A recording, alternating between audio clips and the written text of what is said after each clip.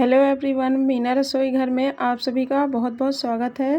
तो चलिए आज मैं व्रत के लिए साबूदाने की खीर बनाने जा रही हूँ। तो बहुत ही सिंपल और आसान तरीके से बनाऊंगी। चलिए देखते हैं इसे कैसे बनाना है। तो यहाँ पर मैंने 1 कप साबूदाना ले लिए हैं और ये बड़े वाले साबूदाना है। आप छोटे वाले साबूदाने जो आते हैं उनसे भी इस रेसिपी को बना सकते हैं। और 1 कप साबूदाने से 5 से 6 लोगों के लिए आराम से खीर बनकर तैयार हो जाती है। अब हम इन्हें पानी से अच्छे से धो लेंगे। 2 से 3 बार पानी से हमें धो लेना है। इसका जो वाइट पाउडर के जैसे होता है ना, उसे एकदम से अच्छे से साफ कर लेना है। इस तरह से देखिए मैं धो लेती हूँ कई बार इसे पानी से।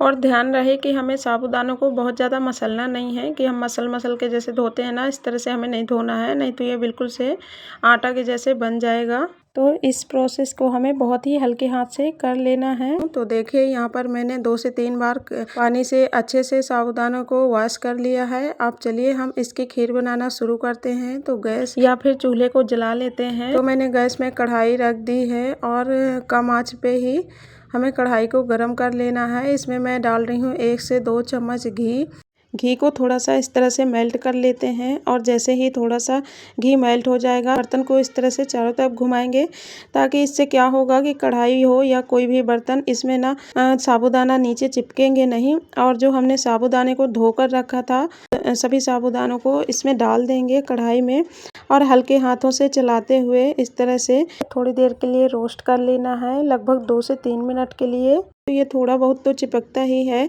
बर्तनों में, लेकिन आप अगर नॉन स्टिक बर्तन में बनाते हैं तो ये बिल्कुल भी नहीं चिपकते हैं उसमें।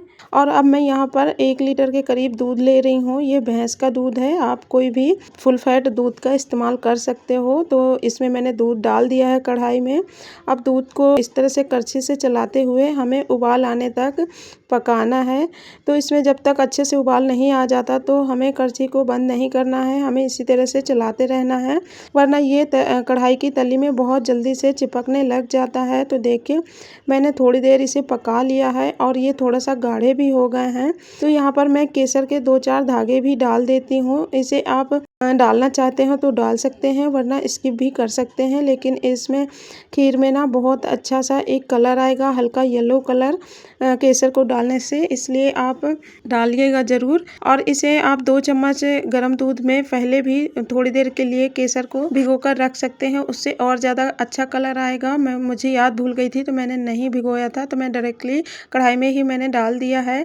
अब देखिए चलाते हुए थोड़ी देर के लिए मैंने पका लिया है। साबूदाने को आप चेक कर लीजिए, जैसे ही ये अच्छे से पक जाएं तो इसमें अब हम चीनी डाल देंगे। तो चीनी आप अपने टेस्ट के अकॉर्डिंग कम या ज़्यादा कर सकते हो। मैंने जितने साबूदाने लिए थे ना, उसी से थोड़ा सा कम चीनी मैं डाल रही हूँ, क्योंकि हमारे घर में अच्छा खासा मीठा खा लिया जाता है, इस वजह से मैं चीनी अपने हिसाब से ही डाली हूँ।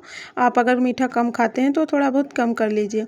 चीनी को भी डाल के हमें इसी तरह से चलाते हुए चीनी को अच्छे से घोल लेना है। जब तक ये चीनी घुलेगी, मेल्ट होगी, तभी तक हमें इसे और पकाना है। इसके बाद फिर हम गैस को बंद करेंगे। तो ये देखिए चीनी बहुत अच्छे से घुल गई है और खीर में एक बहुत अच्छे से गाढ़ापन आ गया है। तो थिकनेस आप अपने हिसाब से रख सकते हैं। वैसे तो ये बहुत जल्दी गाढ़े हो जाते हैं।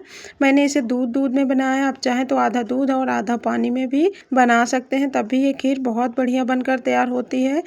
तो मैंने गैस को बंद कर दिया है। अब इसे मैं ठंडा कर लूँगी। देखिए खीर बनकर कितनी अच्छे से तैयार हो गई है, बहुत बढ़िया बनी है ये खीर। तो देखिए यहाँ पर खीर बहुत अच्छे से ठंडी हो गई है।